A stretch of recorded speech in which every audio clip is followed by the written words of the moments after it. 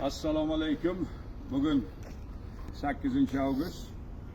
Men hozir Farg'onaga yo'lga chiqyapman. Mana mashina. Farg'onadan Andijonga boraman.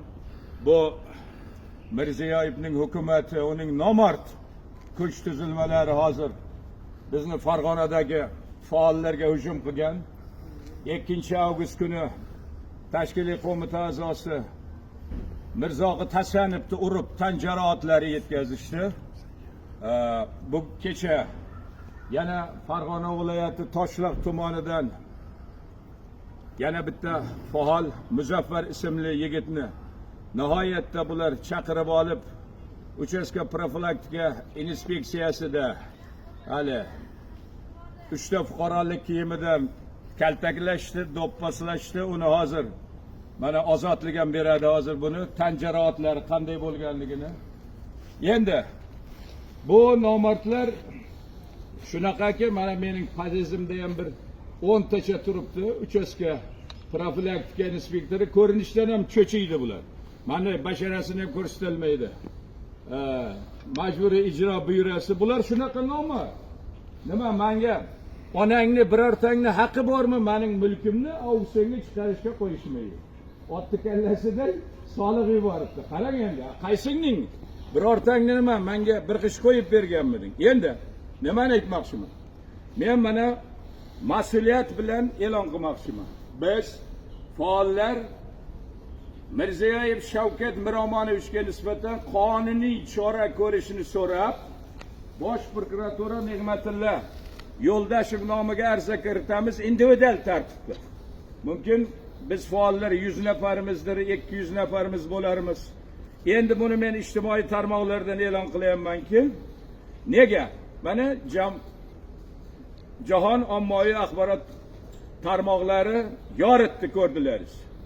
Tiklanish taraqqiyot jamg'armasining mablag'larini qanday qilib o'sha o'zining atrofidagi kuyovlari, uning ukalari firmalariga o'tkazgan. Bu tiklanish taraqqiyot jamg'armasi mablag'lari O'zbekistonning qora kuniga ishlatiladigan mablag' hisoblanadi. Qani Mirziyoyevga kim vakolat beribdi bunday mablag'larni o'zining kuyoviga boshqasiga o'tkazishga? Bu bir. Ikkinchidan, Bloomberg xalqaro axborot kompaniyalari yozdiki, mana shu xorijdan olayotgan kreditlarni qanday yo'llar bilan o'zining atrofidagi kompaniyalarga o'tkazganligi haqida. Bu ikki. Uchinchidan, ko'rdilaringiz qishda qancha odamlar sovuqda, hatto bolalar qanday qurbon bo'ldi. Ta'lim dargohlarida dars jarayonlari batamom to'xtatildi. Buning hammasi uchun javob berish kerak. Biz bir marta hozir individual tartibda Mirziyoyev Shavkat Miromonovichga nisbatan, uning xatti-harakatiga nisbatan mana shu chuqur tekshirib qonuniy chora ko'rishini so'rab bir marta yozamiz Bosh prokuraturaga. Albatta ularning javobi bizga ma'lum. Biz ularni bir oy kutamiz. Bir oy kutgandan keyin biz 3 yo'nalishda ish olib boramiz. Birinchidan, mana mol-mulk talon-toroj qilinayotganligi uchun Birlashgan Millatlar Tashkilotining alohida qo'mitasi bor va alohida konvensiyaga ko'ra ish ko'radi.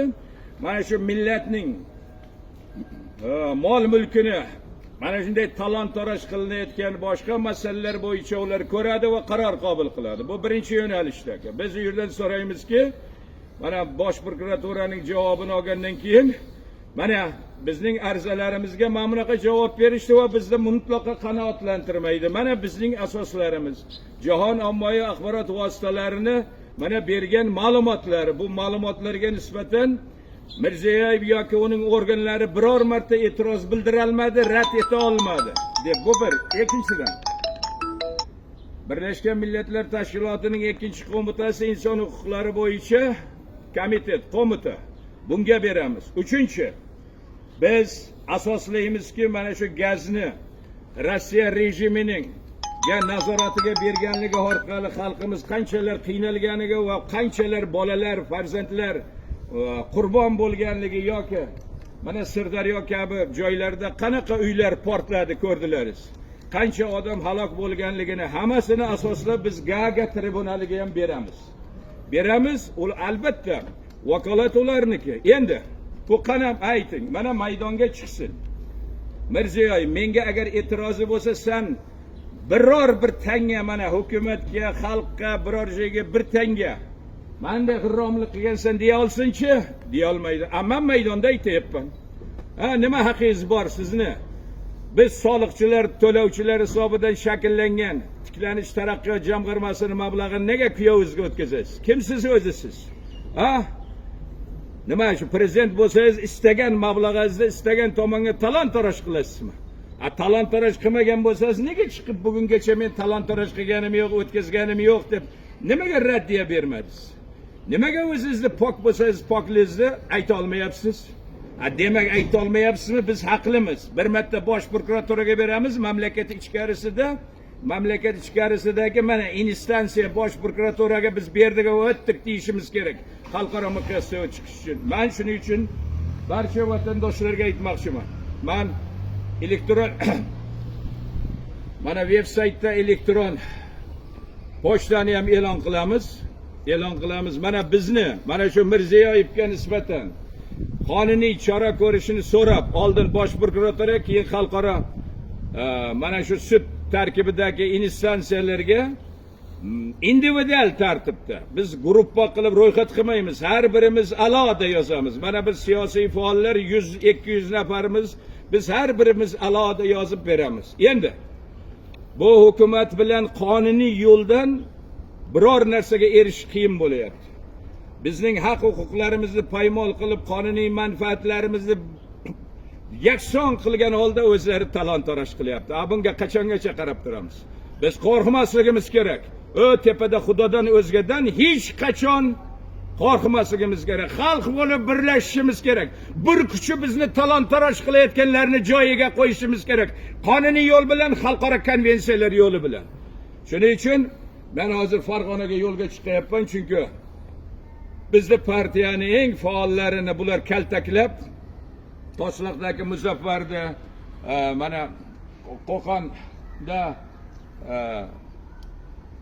Mirzoqi Tasanovni bular nihoyatda kaltaklab, telefonlarini sindirib, tirnoqlarini baynaqa qo'porgan holatga keltirib, mana hozir ozodlik e'lon qilganini ko'rasizlar, qanaqa tan jarohatlari olganini. Bu vahshiy hukumat va uning organlari mana shunaqa vahshiy bosqichga o'tdi va biz bu vahshiyligidan aslo qo'rqmasligimiz kerak, bir bo'lishimiz kerak. Biz bularni qonun oldida tiz cho'ktiramiz inshaalloh. Rahmat e'tiborlaringiz uchun.